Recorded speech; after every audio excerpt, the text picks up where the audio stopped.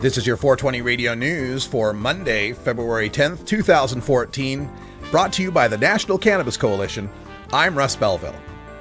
Texas jury declines to indict marijuana grower who shot cop during raid, from the Weed Blog. On December 19th, 2013, the Burleson County Sheriff's Office executed a search warrant on the home of Henry Goodrich McGee. One of the officers that participated in the raid on Mr. McGee's home was Burleson County Sergeant Adam Souders. Sergeant Souders and other officers were searching for marijuana and guns.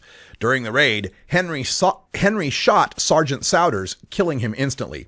Henry Goodrich McGee was facing capital murder charges in addition to other charges related to marijuana possession. However, a grand jury declined to indict Mr. McGee last week on murder charges, although they are still pursuing marijuana possession charges. Mr. McGee's attorney, Dick DeGuerin, stated in court that his client thought he was being burglarized due to the no-knock entry into his home and that he was only acting to protect his family. It's sad any time marijuana prohibition takes a life, whether it be the life of a marijuana consumer or an officer. If Texas didn't have marijuana prohibition in place, Sergeant Souders would never have been there that morning. He would still be alive, and his family would not be grieving. Michigan High Court rules for medical marijuana, from theweedblog.com. In a bellwether case, the Michigan Supreme Court has ruled that cities and counties cannot pass ordinances that conflict with the state's 5-year-old Medical Marijuana Act. The ruling came in the Turbeek v. City of Wyoming case. In that case, registered patient James Turbeek sued the city of Wyoming after it passed a 2010 ordinance designed to block the use of medical marijuana in the city by prohibiting the use, cultivation, or manufacture of the plant. Turbeek, represented by the ACLU of Michigan, argued that the ordinance made him fear arrest and prosecution for activities explicitly protected by the medical marijuana law, and that the state law should preempt the local ordinance. The city, on the other hand, argued that its ordinance sought to uphold federal as well as state law, and that the Federal Controlled Substances Act preempted state law. Federal laws prohibiting marijuana do not preempt the State Medical Marijuana Act because, quote, it doesn't interfere or undermine federal enforcement of that prohibition, the court wrote. That doesn't mean people protected under state law are immune from federal arrest or prosecution, the court was quick to note. Brooklyn is decriminalizing small amounts of marijuana, from HuffingtonPost.com.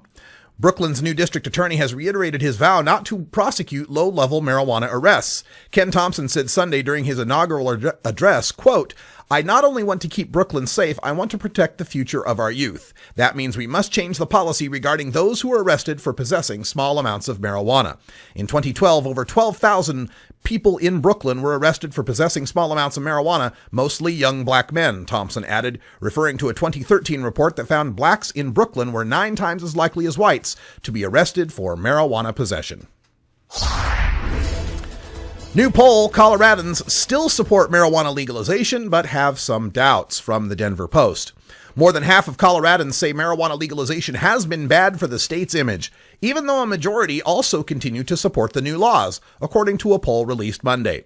51% of Coloradans surveyed for a Quinnipiac University poll said they thought legalization has been bad for Colorado's image. However, 58% of people said they continue to support marijuana legalization. That's even more than the 54% of people who told Quinnipiac pollsters last summer they supported legalization. Amendment 64, the law that legalized marijuana use for people over 21 in Colorado, passed in November 2012 with 55% support. Despite the support for legalization, the poll finds Coloradans more tepid on marijuana use. 10% of those surveyed said they had used marijuana since recreational pot shops opened in January. That use matches almost perfectly what the National Survey on Drug Use and Health says for Colorado in 2011 and 2012.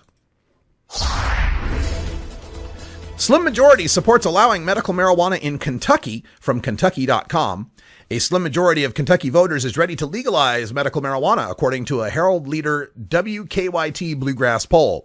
The survey asked 1,082 registered voters whether they favored or opposed allowing the medical use of marijuana in Kentucky. 52% were in favor, 37% were opposed, and 12% were not sure. Support for medical marijuana was highest in the 18 to 34 age range at 60% and lowest among voters 65 and older at 35%. Democrats were more likely to say they favored allowing medical marijuana than Republicans, with 58% of Democrats and 43% of Republicans supporting legalization of marijuana for medical purposes.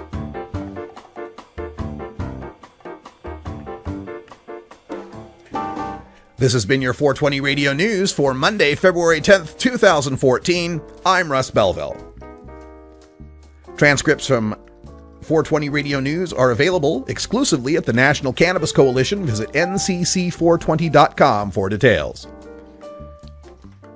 When we come back, we'll go behind the headlines and give you a look at the 4th annual Southern California Medical Cannabis Cup that I just returned from in San Bernardino, California. You're listening to The Russ Belville Show on 420radio.org. We'll be right back.